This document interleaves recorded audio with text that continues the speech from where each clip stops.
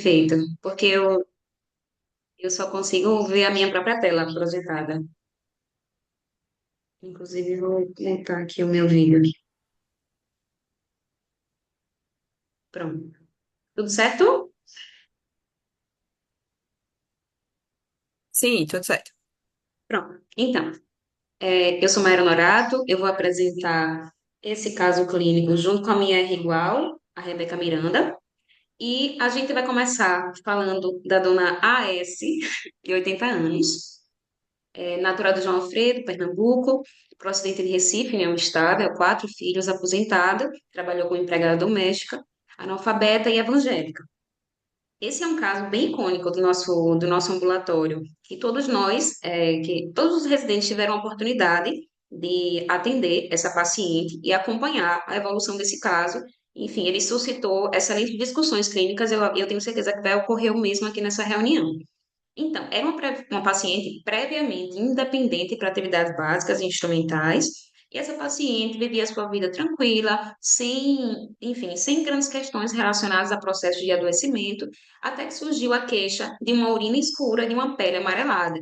Isso aconteceu em dezembro de 2022. Então, tudo começou com essa síndrome colestática, e essa paciente, a princípio, ops, um spoiler, a princípio, ela procurou um atendimento independentemente, foi diagnosticado com hepatite, os medicamentos que foram prescritos não estavam fazendo efeito, e aí ela começou a ter uma intensificação, sobretudo do prurido, que é caracteristicamente um sintoma que incomoda muito, e foi principalmente o prurido e o desconforto abdominal que a levaram a procurar o pronto atendimento.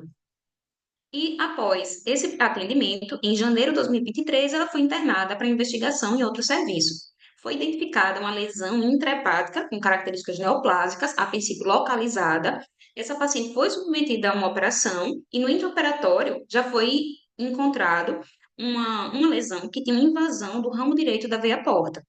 Foi a princípio pensado uma hepatectomia direita ampliada, era o que era possível de ser proposto para essa paciente, mas esse procedimento foi considerado mórbido.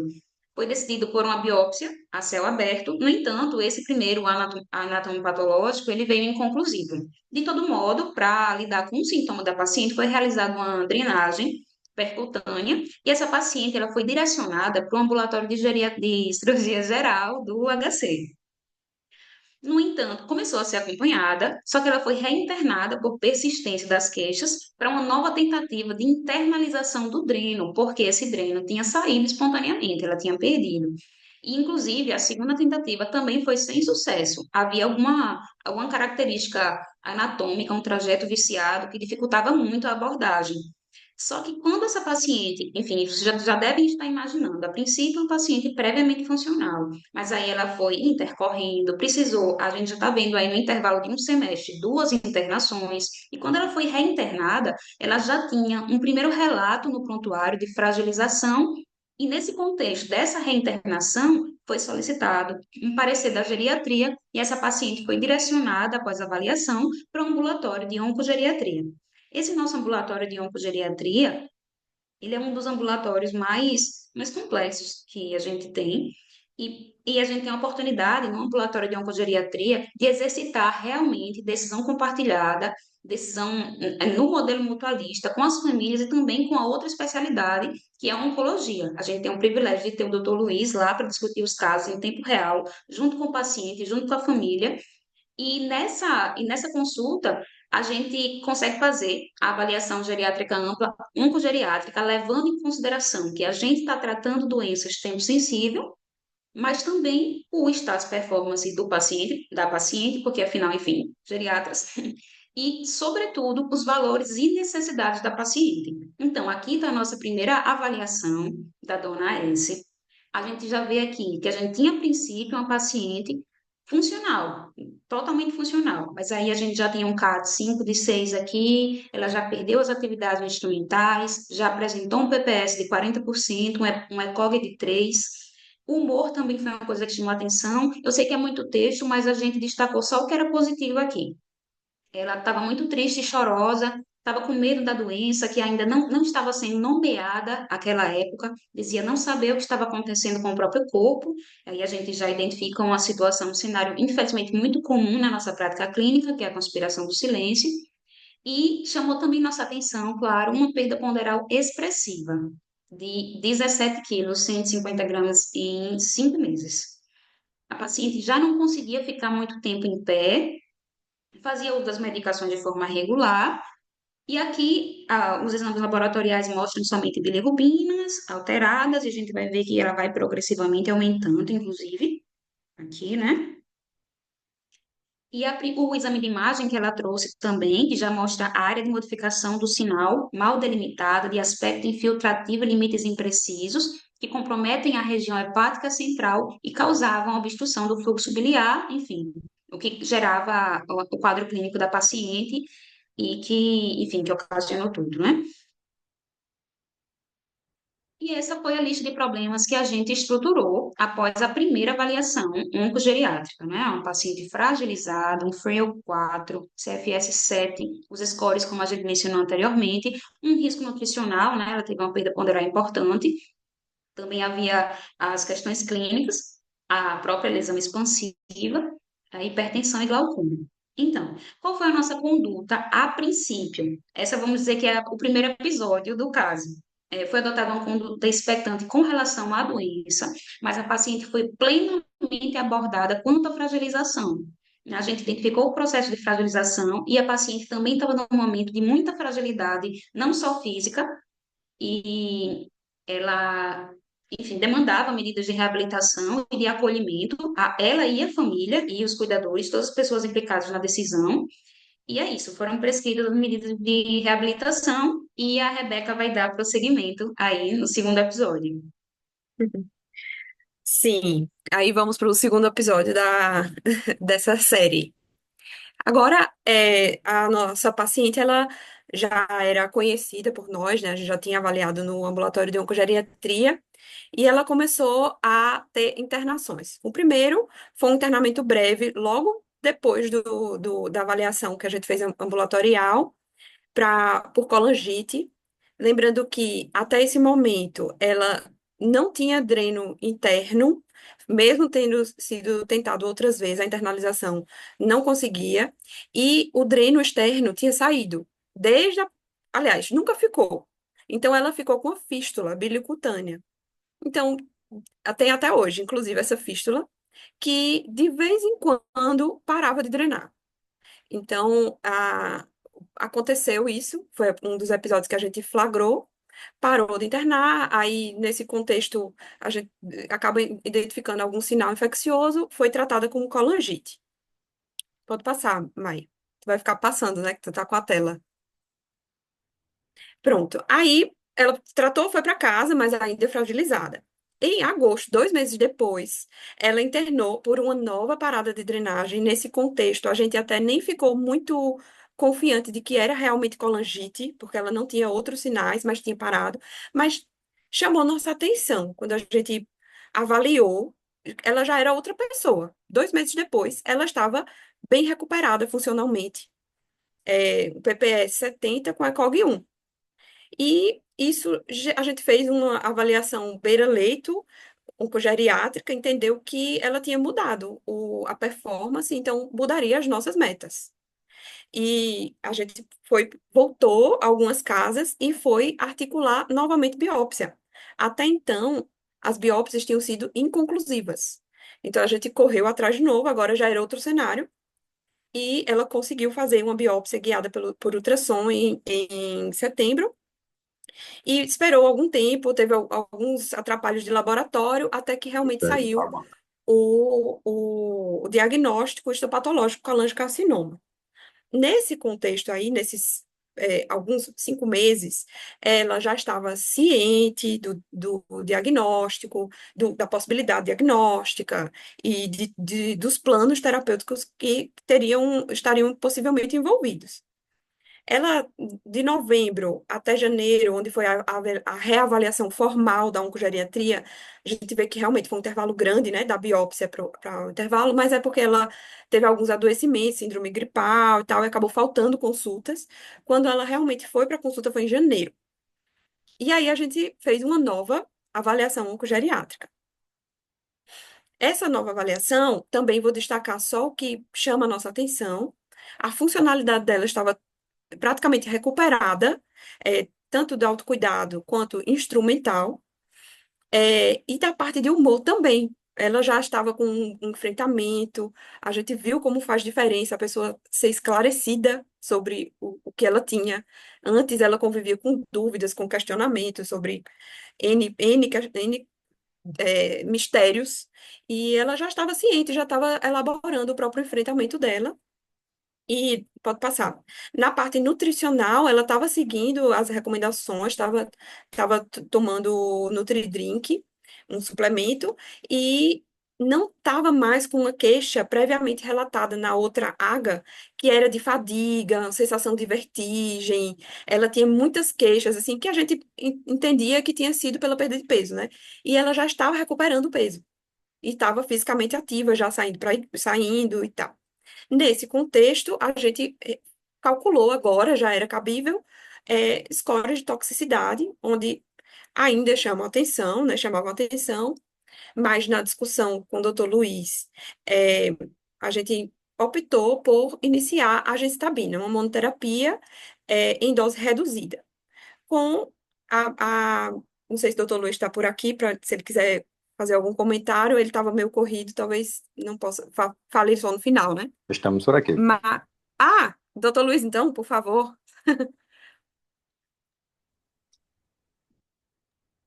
Pronto, pessoal, a gente sempre naquela questão de definir quais seriam os benefícios potenciais que a gente traria com uma terapia antineoplásica, né, modificadora de doença, mas também preocupados com a toxicidade esperada. Na época, considerando que a gente tinha uma melhora de performance e uma tolerância esperada aí a um tratamento antineoplásico, a gente optou por iniciar o tratamento pensando mais em tentar diminuir os sintomas aí relacionados à doença e talvez diminuir um pouco os efeitos obstrutivos, né, da lesão primária. E aí vamos seguindo aí para ver o que foram os desfechos posteriormente. Pronto, aí esse foi um grande marco para a gente, a gente optou por iniciar a quimioterapia com essa programação de, se possível, adicionar a platina no futuro em reavaliações posteriores, mas inicialmente começaríamos com a mono reduzida.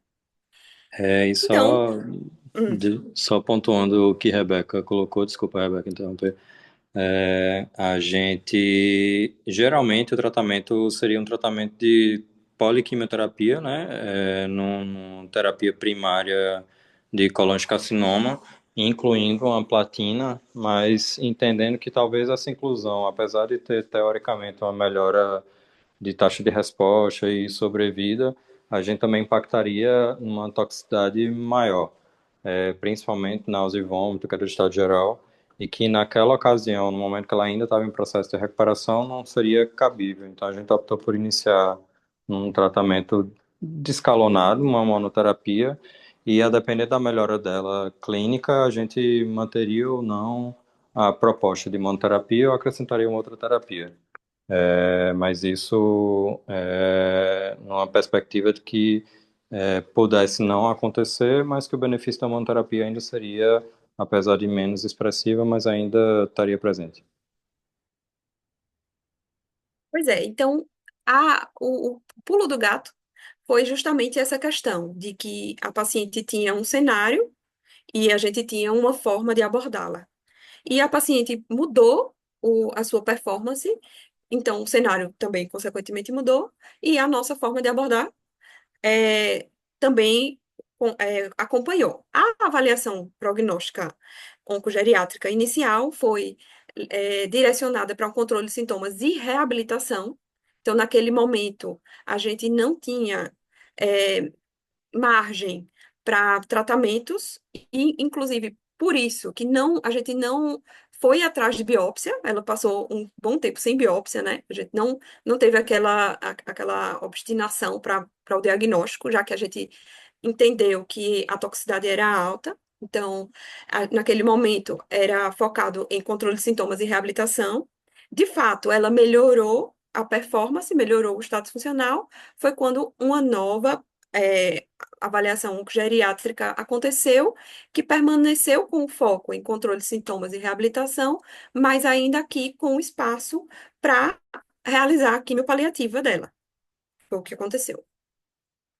Alguns pontos para discussão que eu vou falar um pouco, mas acho que agora o momento é mais que a turma faça os seus acréscimos e tudo mais. Mas uma questão é como o cenário é dinâmico, né? Na oncogeriatria, como a gente não pode fechar as portas para as possibilidades, e, e o papel da AGA, como a AGA é rica.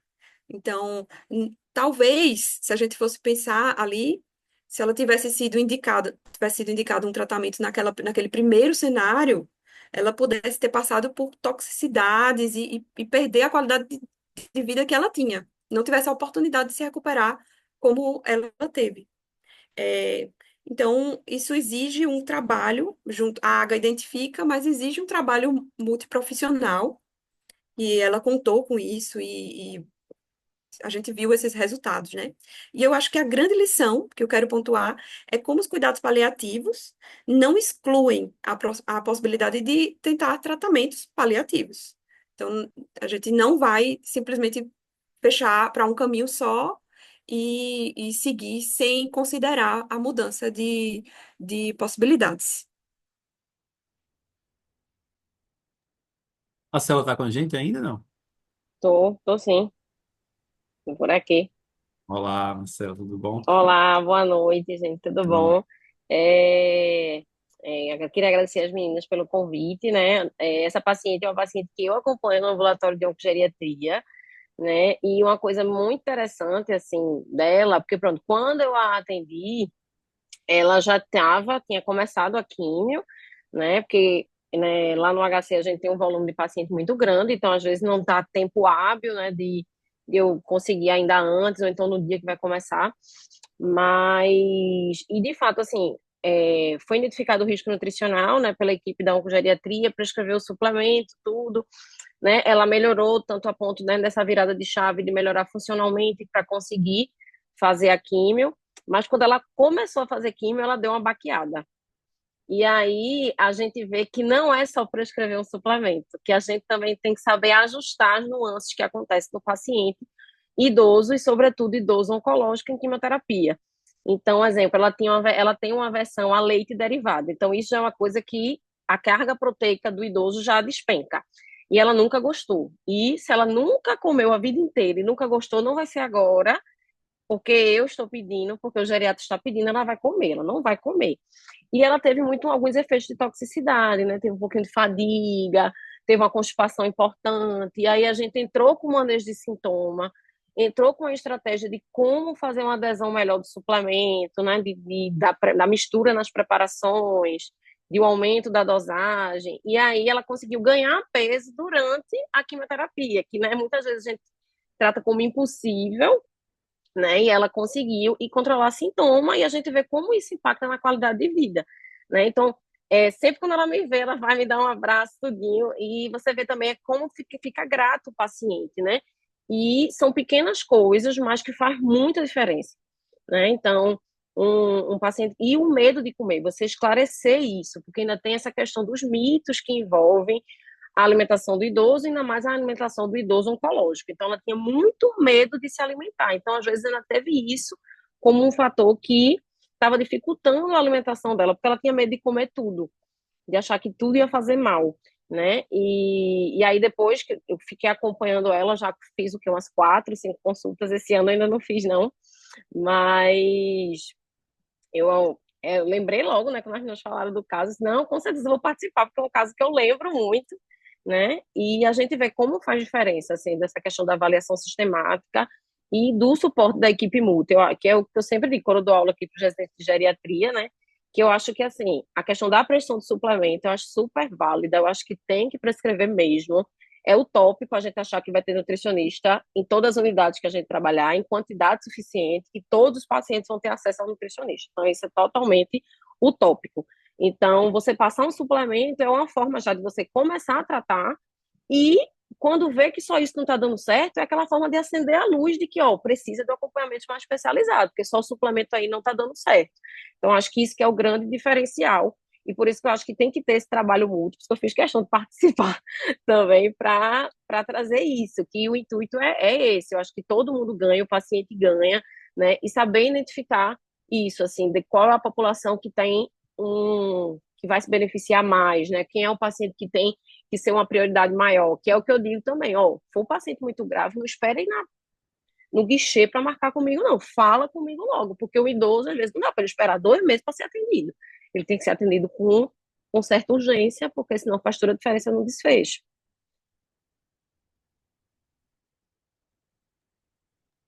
Legal, Obrigada, excelente. Marcelo. Bom, eu vou puxar mais um ponto aqui então, aproveitar que o Luiz está aqui ainda com a gente.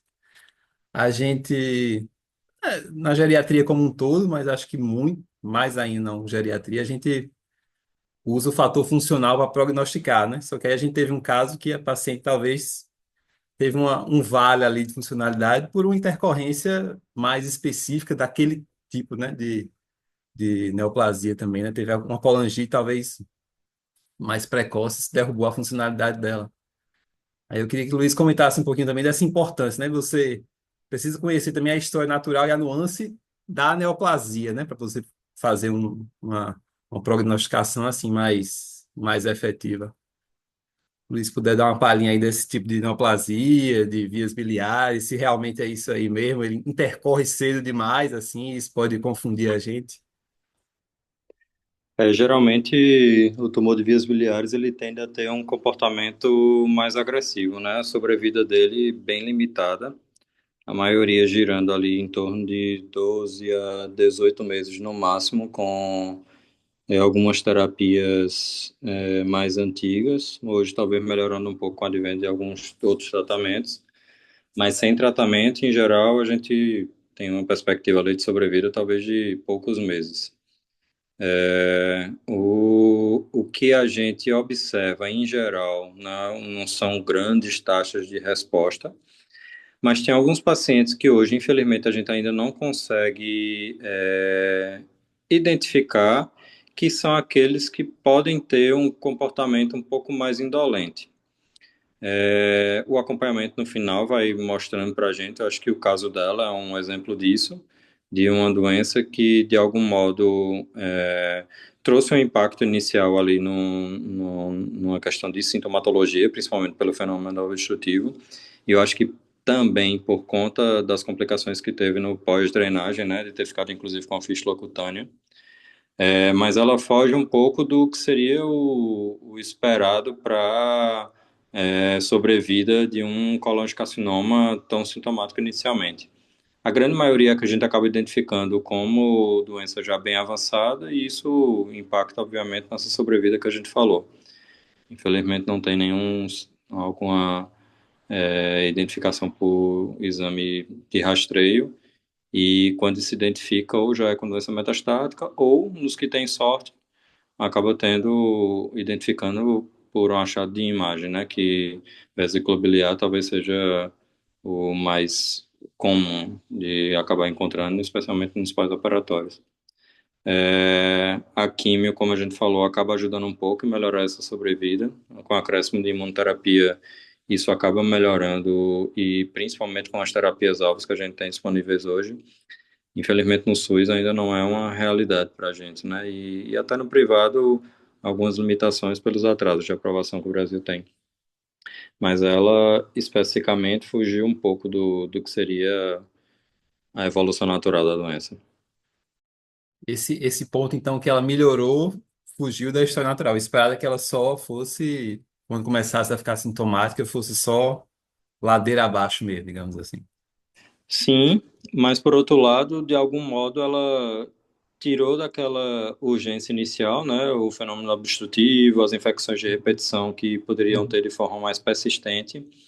Ela acabou ficando com um fator complicador, que foi a drenagem que não conseguiu ficar de uma forma adequada, né, com um dreno realmente localizado e bem posicionado. Ela acabou tendo essa fístula cutânea, que eu entendo que isso pode ter limitado de algum modo a qualidade de vida, mas por outro lado deixou a via biliar livre, sem obstruções persistentes, o que diminuiu a chance ali de infecções de repetição, que é o que a gente acaba vendo com frequência, que levaria ao óbito mais precoce, principalmente, né? Talvez, por um lado, foi ruim pela qualidade de vida dela, com certeza. Por outro lado, talvez foi o que sustentou ela com uma sobrevida um pouquinho maior, já que ela não tinha uma via definitiva de drenagem, né? Mas se ela fosse totalmente obstruída, seria pior. Entendi. Esse, esse, esse intuito, né, de você fazer ali uma quimioterapia para reduzir uma carga de doença, enfim, e isso gerar melhora de sintomas, né? Sempre foi um intuito bem claro, assim, no caso, né? Ou se pensou em algum momento que isso pudesse realmente mudar a sobrevida, nem foi. A questão foi mais realmente de desobstruir mesmo, via biliar.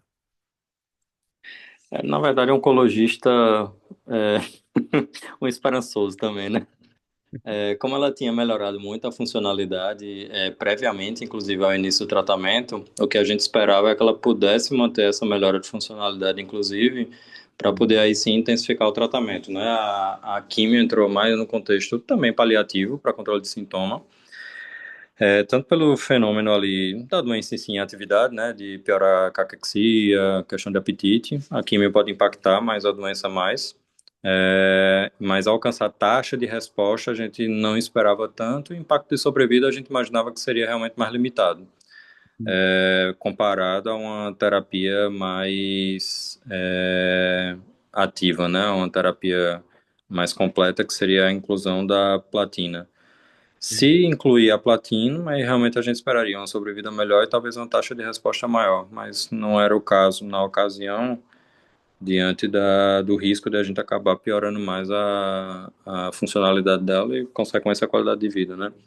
Mas sim, o pensamento da químio foi mais com a intenção de controle de sintoma realmente, talvez não uma obstrução completa, mas na esperança de que ela pudesse melhorar a funcionalidade de forma persistente, como ela vinha antes, demonstrando também.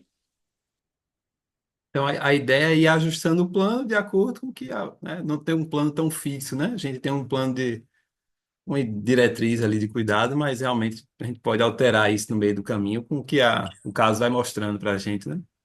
Acho que é uma. Isso, e eu acho que a beleza do trabalho conjunto, né, da avaliação multidisciplinar, da discussão persistente dos casos, porque se a gente for levar em consideração que inicialmente o impacto maior foi das complicações agudas da doença e não necessariamente pelo consumo que ela vinha trazendo, da obstrução de via biliar, de infecções de repetição talvez, enfim, isso acaba que é,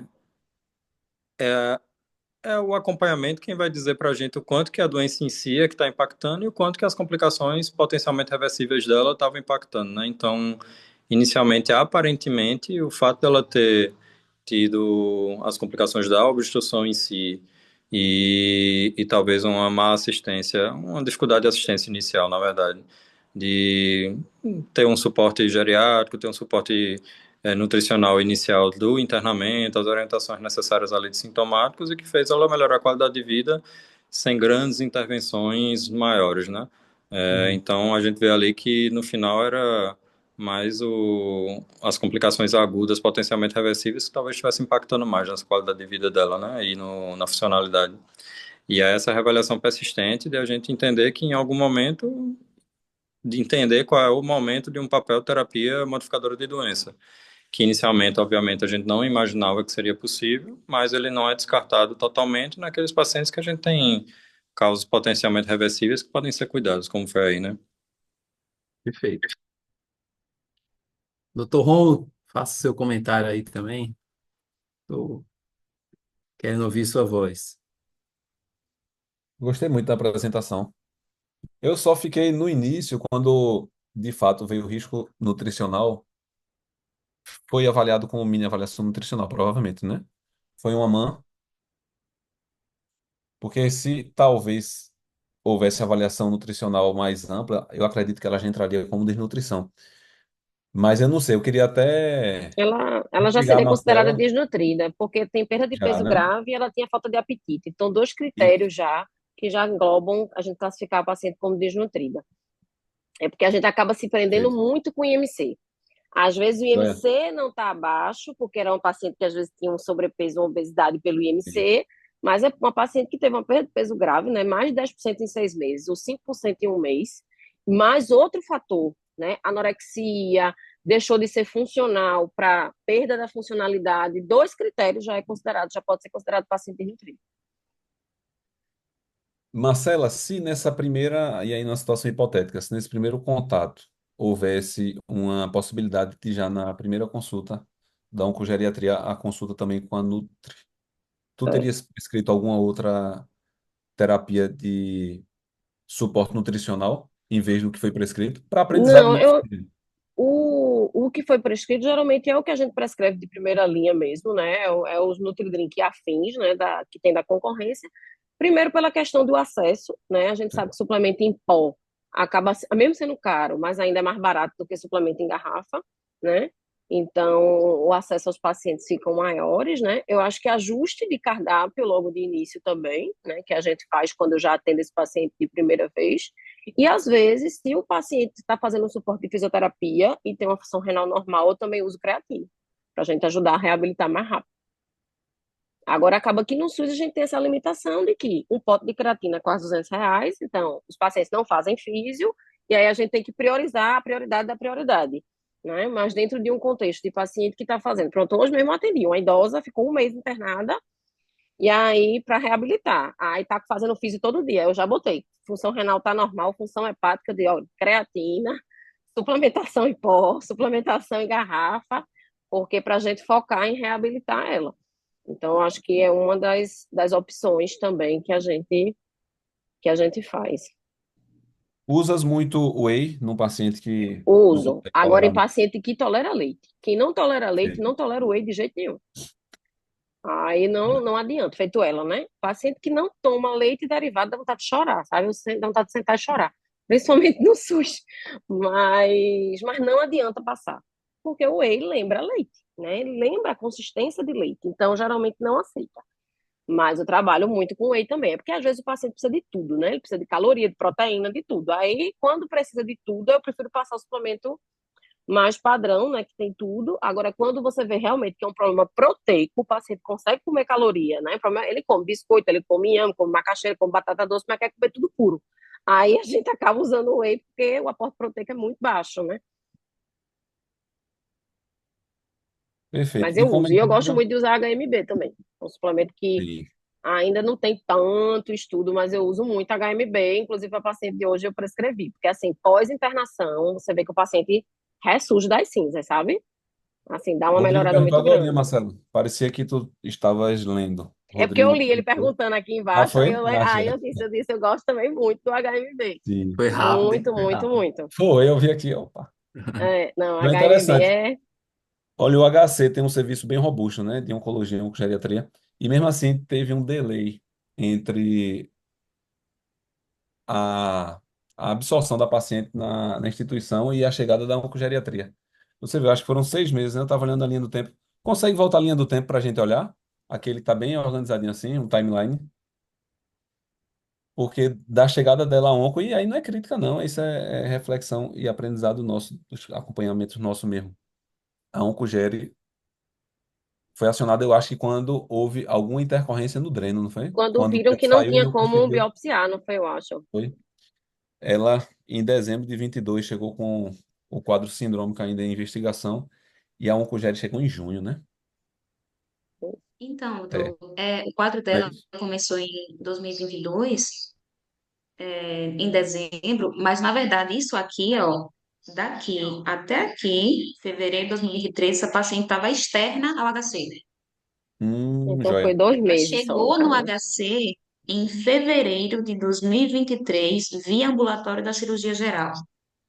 E Joia. aí, entre fevereiro e junho, ela passou pelo ambulatório de cirurgia geral e foi reinternada, foi solicitado o parecer com a paciente internada, já nessa internação aqui dela, no caso, foi reinternação, mas foi a primeira internação no HC. E ela já foi Entendi. direcionada para oncogeriatria. Aí foi, de fato, aí uns 4 meses, Joia. três, E mais como ou faz a menos. diferença do suporte da Oncogeri, né? Realmente, Sim. parabéns ao trabalho de vocês. Grande diferença.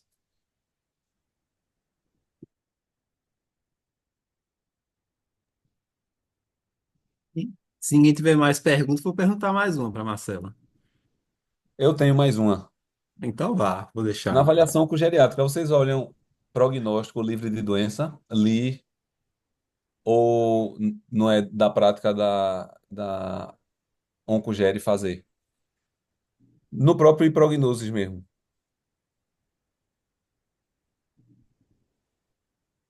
Posso dar um pitaco? Pode. Ah, é porque eu acho que no universo da geriatria, acho que assim, vai ter. Da oncologia, na verdade, né? Vai ter doença que vai ter uma característica de prognóstico que vai até se sobrepor a algumas dessas equações, né? Talvez a neoplasia de via biliar seja um caso desses, né? Como o Luiz falou, assim, a sobrevida é muito pequena para você conseguir ser mais exato com outra equação prognóstica do que, né? Do que, assim, a avaliação da AGA mais o conhecimento da doença em si, né? Da sobrevida esperada da doença, né?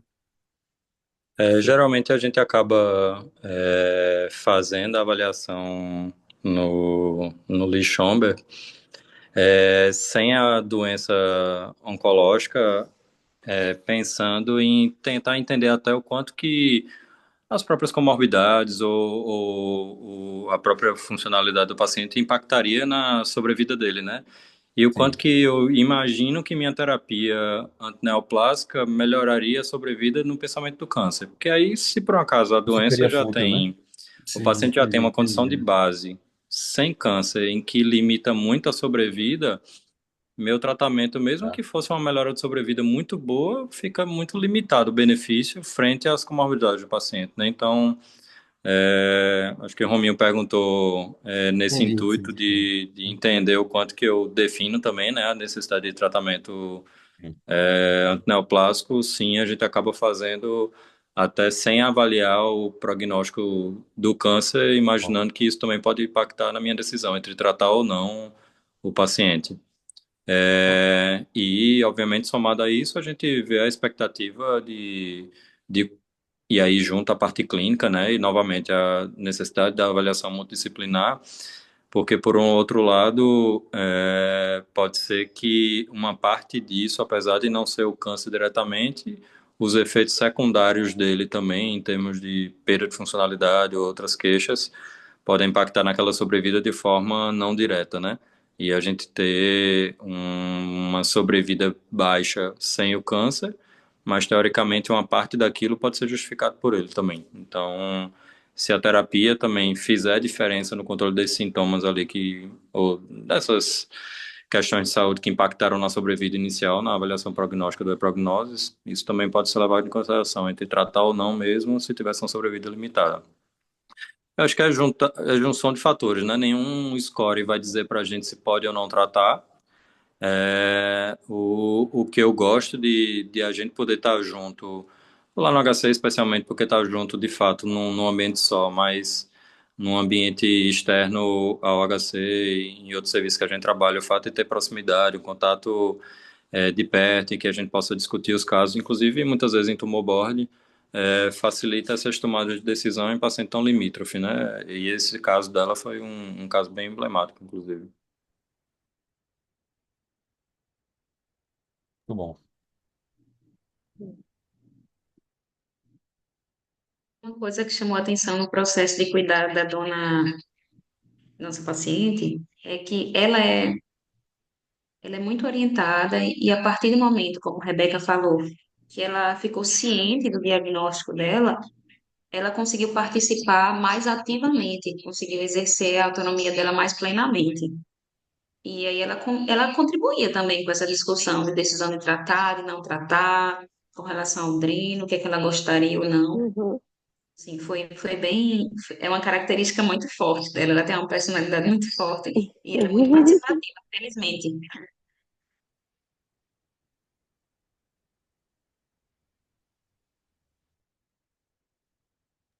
Eu tenho uma pergunta.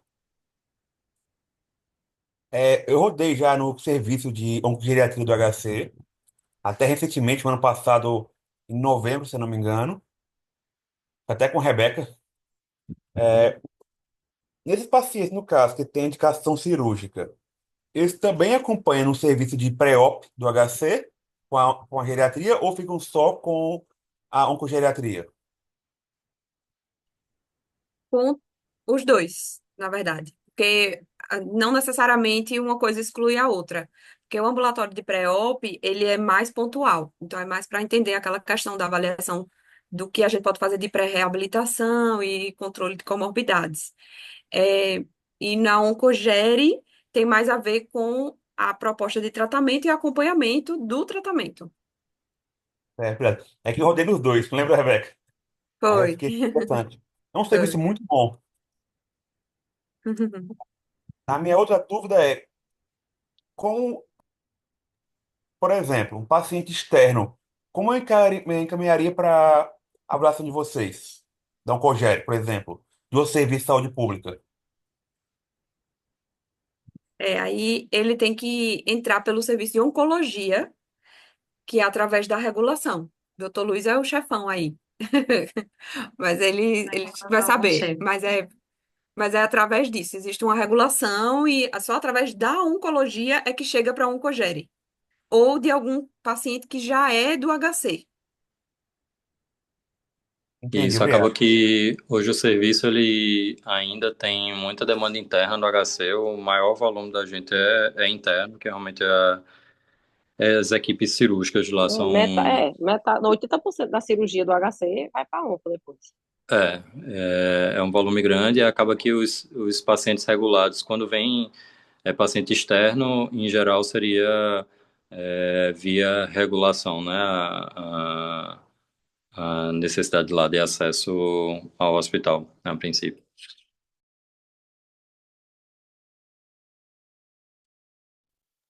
Eu queria fazer um comentário. Primeiro, parabéns, meninas, pela apresentação. É, é um caso bem, assim, talvez a gente veja ele repetido várias vezes na nossa prática lá do Hospital das Clínicas. E uma coisa que a gente sempre chama atenção é a questão da comunicação durante todo esse cenário. E a comunicação num cenário em que a gente não saberia ou a gente esperaria que o paciente não naquele momento não fosse elegível para certo tipo de terapia, como a terapia por quimioterapia ou para terapia cirúrgica.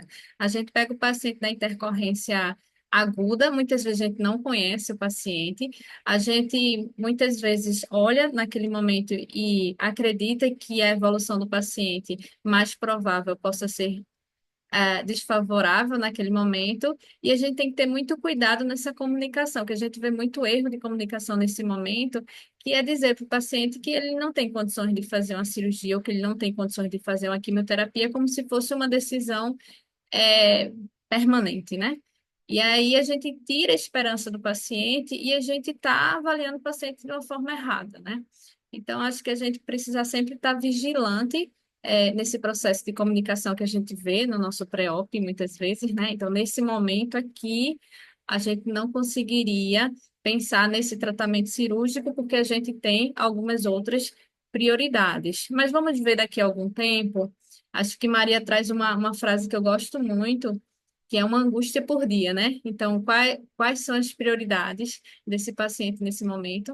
E eu acho que a geriatria, junto aí com a oncologia e toda a equipe multiprofissional, ela é muito boa em dar um tempo para o processo e acompanhar, né? Todo dia um cenário diferente, todo dia uma comunicação diferente e reavaliar sempre.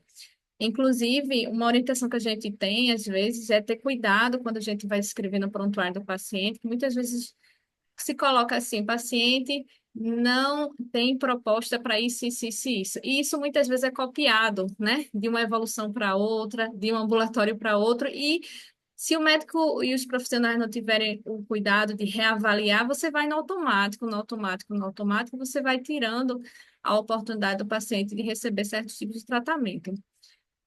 É isso. Bom, Boa noite, minha gente. Eu queria tirar uma dúvida. Parabenizar, as meninas que apresentaram muito bem. É, Veja só, essa paciente, eu acho assim, logo que ela chegou, ela, a meu ver, pelo que foi explicado, eu acho que realmente no primeiro momento tinha aquela visão que o que ela estava sentindo era de repente junto à questão da funcionalidade e tudo, e não só da doença. E aí, com a evolução, foram cuidando da fragilidade dela e foram vendo que tinha muito de doença, né? Tanto é que quando fizeram a derivação lá, então ela foi melhorando e com os cuidados da equipe. Eu queria perguntar, nesses pacientes que chegam nessa situação de câncer de vias biliares, que normalmente chegam com essa obstrução e tal, e chegam mais debilitados, nauseados. Se vocês têm algum ou protocolo ou alguma conduta imediata antes da cirurgia, quer dizer, se tem algo a ser feito de forma mais agressiva em relação aos sintomas já de reabilitação antes da derivação, da desobstrução. Se vocês têm alguma conduta, algum protocolo nesse sentido, seja do ponto de vista nutricional, seja do ponto de vista fisioterápico, se estudaram alguma coisa, ouviram em algum artigo algo a respeito disso. Valeu. Oi, Entenderam? Estela. Acho que entendi mais ou menos. No caso dela, ela não foi feita exatamente uma cirurgia, foi uma intervenção por hemodinâmica para colocar um dreno. O que a gente precisava era manter a via biliar dela desobstruída, sabe? Aí, nesse caso, não é um preparo igual um procedimento cirúrgico. A nossa visão já é como se fosse de um exame, né? De um procedimento mesmo. Quando se trata de um procedimento cirúrgico, aí temos a dona do ambulatório de pré-operatório aqui, doutora Alícia, que está encabeçando pesquisa, conhecimento sobre isso. Aí existe toda uma preparação, sim. Não tem um protocolo, mas é individualizado, baseado na AGA. Então, dependendo do que a gente identifica na AGA, aí a gente vai eleger as prioridades dentro do tempo que tem até o procedimento cirúrgico, quando é, no caso de uma doença oncológica cirúrgica, né, que tem tempo acessível e tal. Aí a gente vai ver o que é que consegue fazer ali, se é tratar o transtorno de humor, mexer nas medidas que podem reduzir delírio, e do Sim. ponto de vista nutricional, sempre vai ter apoio, a gente vai sempre buscar apoio da Nutri, mas a gente vai buscar a questão da E, cota proteica. é, Essa questão, acho que a gente aprendeu bem com Marcela, a questão da cota proteica, e a parte motora também, junto. ah. Lá no hospital, só fazendo um adendo pela questão do serviço de nutrição, a gente tem um protocolo de imunonutrição no hospital, né? Então, os pacientes que vão ser submetidos a cirurgia de grande porte, né, principalmente cirurgia oncológica, que tenham risco nutricional, eles até são internados antecipadamente no hospital para receber essa nutrição especializada, certo? Quem tem condições de comprar, compra, né? E aí não precisa internar mais cedo. Mas como a gente lida com um público que não tem condições, então existe na literatura, né?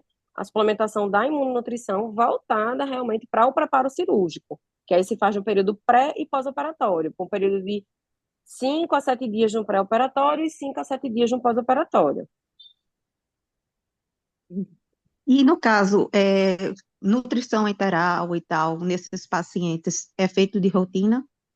No Essa paciente, por pós-operatório, acaso, foi feita geralmente, depende no do pós-operatório, mas eu pós-operatório, digo né? até mesmo antes Não, se mesmo o paciente tem do condições de procedimento. comer por via oral, geralmente a gente não passa sonda só para nutrir, só se realmente não tiver como, né? Porque, querendo ou não, a sonda é mais um dispositivo para o paciente, né? De risco de Uhum. infecção, tudo.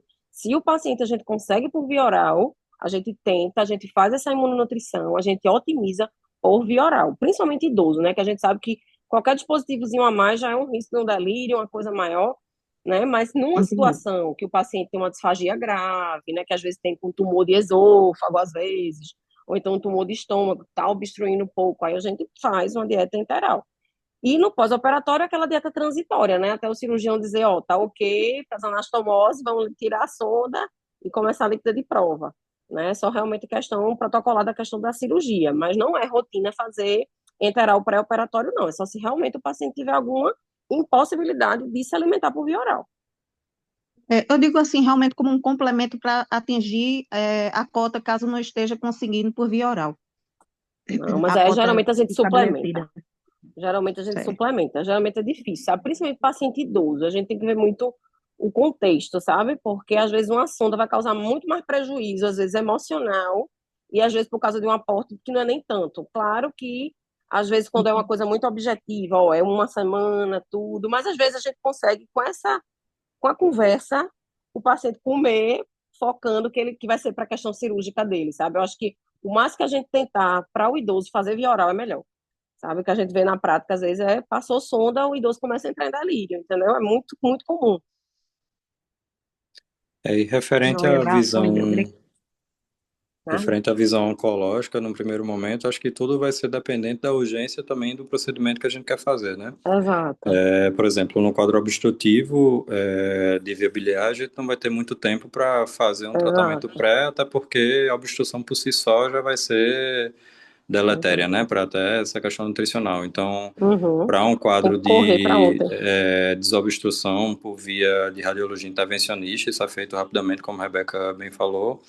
Quando são desobstruções cirúrgicas, acaba que também não é tão demorado, tira um pouco da fase aguda de infecção e a gente já faz a cirurgia também, nesse intervalo acaba aproveitando para fazer a pré-habilitação necessária. Naquelas cirurgias que a gente programa a ressecção tumoral e não existe uma urgência no caso de alguma intercorrência aguda que o tumor está gerando, aí sim faz toda essa pré-habilitação, como as meninas bem pontuaram, né? Lembrando que, como a Rebeca bem pontuou, é tempo sensível, né? Também a gente não vai ter uma expectativa de uma meta de uma reabilitação plena, até porque a espera para o tratamento oncológico também vai gerar suas perdas, né? Então, Uhum. é uma meta tangível, sempre revisando as metas que a gente vai alcançando e o que a gente foi traçando, até para entender se é factível dentro do tempo necessário para um tratamento oncológico definitivo, que a gente entende que seria o mais importante, desde que funcionalmente permitido, né?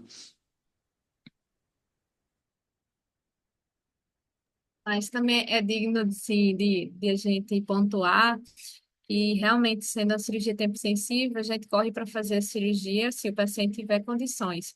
Mas a gente observa que tem alguns estudos mostrando que esse tempo de espera, seja de poucos dias ou uma semana, poucas coisas que a gente pode orientar o paciente já pode fazer uma diferença nesse cenário cirúrgico. Então, essa espera cirúrgica, ela pode ser uma oportunidade de uma pré-reabilitação, principalmente num cenário em que já há uma escassez, né? Uma escassez de fisioterapia, uma escassez de nutrição e de outras polifarmácias e tal que a gente precise trabalhar em cima.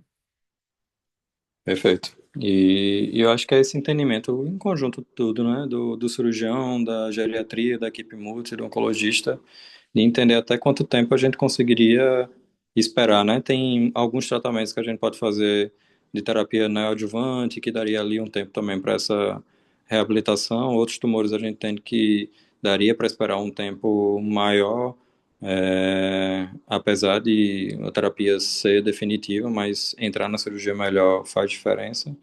Acho que é isso. E sorte é a nossa que a gente tem uma equipe tão ampla de cuidados, e ainda mais agora com a Alice no pré-operatório.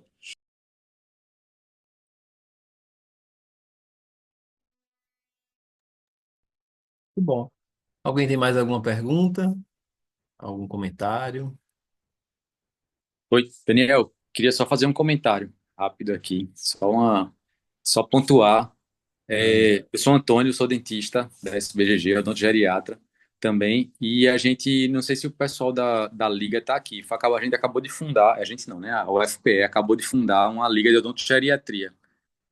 Então, só para informativo, até fazer uma ponte aí para um pessoal do HC, né? Não sei se alguém da Liga está aí presente, mas a gente Ô, meu sabe que filho, eu tem quero muitas. seu contato, viu? Porque eu preciso muito Pois é, tá a no gente tem muitas. ambulatório lá, pelo amor de Deus. Então, a gente Preciso poderia demais. fazer uma parceria aí, é isso que eu queria perguntar, né? Porque a gente sabe que esses pacientes muitas vezes têm muitas repercussões bucais, paciente da Muito. oncogeriatria tem muita coisa, né? Às vezes não é nem um protocolo que vai gerar mucosite oral, mas pelo próprio quadro do paciente de fragilidade, de alteração salivar, que ele já chega previamente, isso aí se agrava e vem junto com mucosite, com uma infecção fúngica, às vezes é infecção viral. Então é importante a gente fazer até aquela adequação prévia, né, ao tratamento e esse acompanhamento trans-tratamento também, né, que a gente pode fazer laser terapia de forma profilática, enfim. Aí eu queria saber de vocês da Nutri principalmente, né, se vocês têm essas informações de como é que era a condição bucal da paciente e se isso repercutiu ou atrapalhou de alguma forma durante o tratamento. Não, que eu me lembre, né? Ela não teve nada bucal, né? Ela realmente aceitava. Às vezes mudou, teve mudança de consistência por aceitação, mas ela não tinha não. Mas lá eu lido todos os dias com vários idosos com problemas de saúde bucal. Então a gente precisa muito, porque tanto em químio, tanto paciente que o próprio envelhecimento, né? Que aí realmente tem muita questão de. Tem paciente que não consegue comer porque realmente é problema dentário.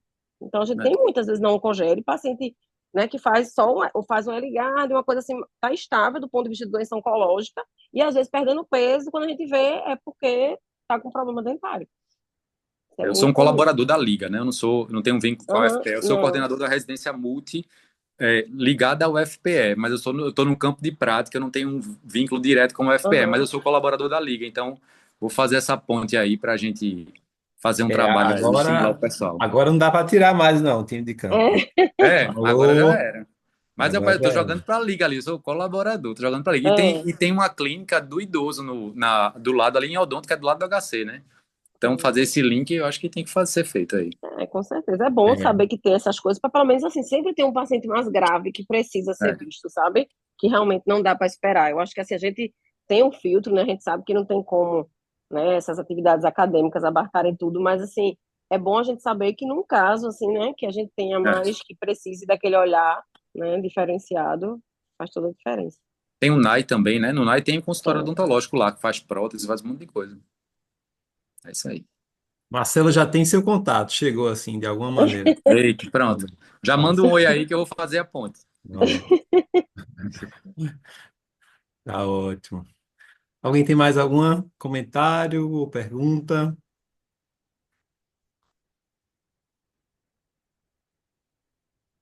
Pronto. Se não, eu vou primeiro dar parabéns às meninas, né, pela apresentação, Rebeca, e Maiara, Pronto. foi ótima. Agradecer a Luiz e Marcela pela participação também, que foi muito esclarecedora para a gente. Muito bom mesmo. E doutor Rômulo aí, faça nosso encerramento. Não, queria agradecer e parabenizar ao mesmo tempo a todos. Eu acho que o projeto deu o segundo passo agora sólido e que a gente conseguirá andar cada vez mais à frente a partir do momento que todos tentarem participar, quer seja online, quer seja estimulando outros a participarem quando não houver a possibilidade de todo o grupo estar presente. Vejo que a gente vai conseguir crescer e crescer junto é muito melhor do que crescer sozinho. Parabéns a vocês e até o mês que vem com outro caso interessante para aprendizado. E uma boa noite a todos. Boa Boa noite. Boa noite. noite, Obrigada a todas e obrigada. Boa todos pela noite, presença. obrigada. Boa noite. Muito Tchau. obrigado.